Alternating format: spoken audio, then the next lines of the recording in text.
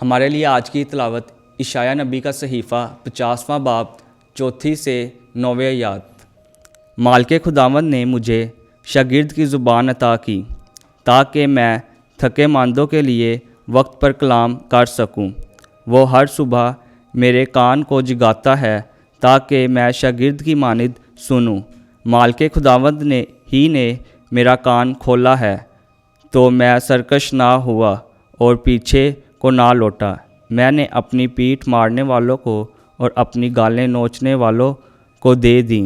मैंने तौहीन और थूक से अपना मुंह नहीं छुपाया, लेकिन मालिक खुदावंद मेरा मददगार है, इसलिए मैं शर्मिंदा ना होऊंगा। इसलिए मैंने अपना चेहरा चकमाक की तरह किया और ये जाना कि मैं रसवा ना होऊंगा। मेरा वली करीब है, तो कौन मुझसे झगड़ेगा? आओ हम इकट्ठे खड़े हों। कौन मुझ पर दावा करता है, वो मेरे पास सामने आए। देख, मालिक खुदावंद मेरा मददगार है, तो कौन मुझे मुजरिम ठहराएगा?